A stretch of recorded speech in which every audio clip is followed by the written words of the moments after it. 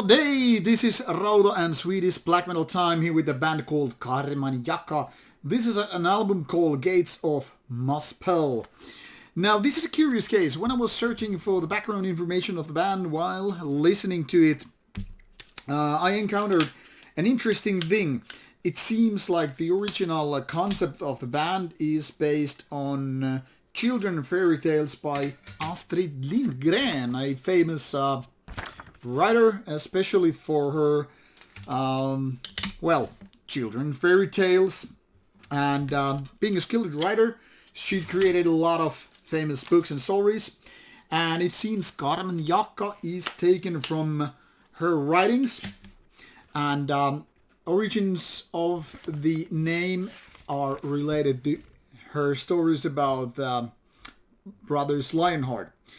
However, this time it seems the band, which features no lyrics with this album, third one, they have moved on from those fairy tale parts, and at least based on these album track names and the album title, I guess Viking stories or other mythological concepts have taken place. But I'm only guessing here because obviously can't say for sure since there are no lyrics included. This band came to be around 2016, first with an EP, then a couple of albums, then another EP, Hugin, once again Nordic mythology, presents very much, and now Gates of Muspel in 2022. The style with the band, of this five-man band, is melodic black metal with a lot of heavy metal influences. One could even make the statement and say this has at least as much heavy metal riffs and heavy metal feeling than it has black metal ones. Clearly not very extreme in style, but not exactly very suitable for people who are looking for rather traditional heavy metal. And the reason is obviously this. Of course, because this is a black metal album, you will hear certain kind of riffs and certain kind of a production, but more so the vocals are still very much the kind of a raspier style.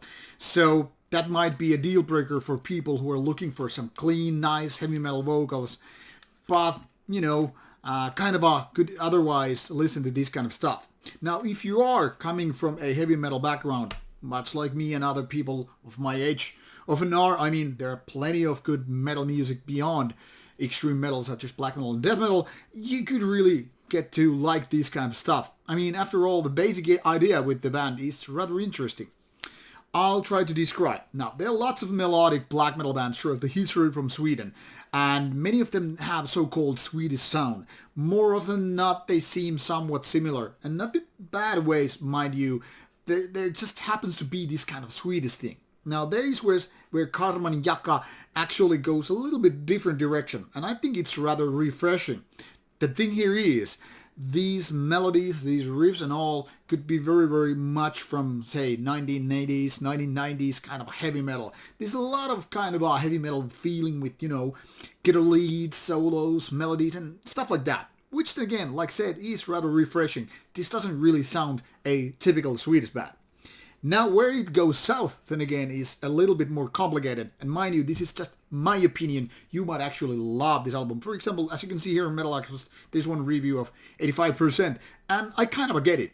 Now, I don't necessarily agree with it, because in my opinion, this is something that is kind of decent, but rather lukewarmish rather than great. And my problem here it is, this doesn't really sound like a black metal album, but more like hinting about being black metal related.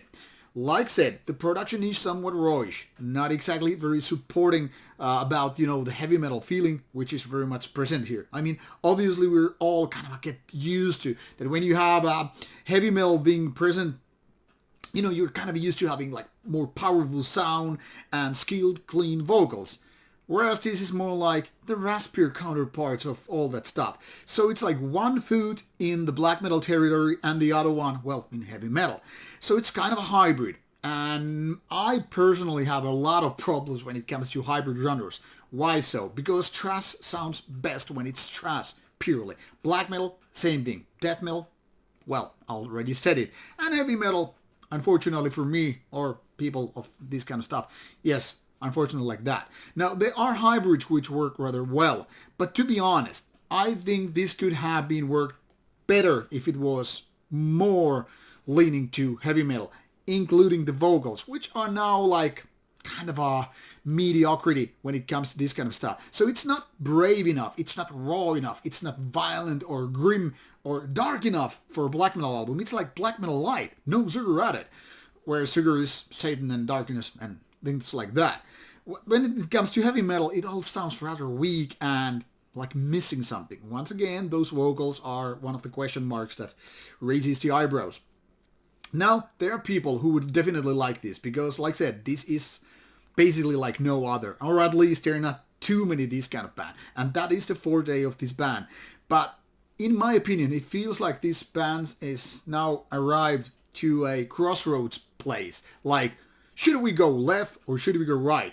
And I don't know why I'm doing the right way, but wrong way, but you get the idea. So the question is, should they go more into the heavy metal territory and just forget the black metal past? Or should they come back a little bit more and go for the blacker sides and forget this flirtation with, heavy metal things?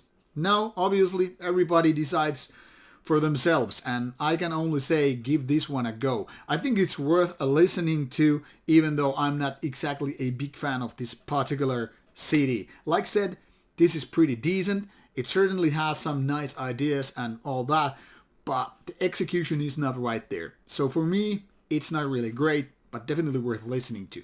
So give it Karmanjaka and Gates of Muspel a listen and figure out for yourself if you like it. But mind you, if you're allergic to melodic ways of black metal, this is most certainly not your cup of tea. So that as a word of warning, if you will.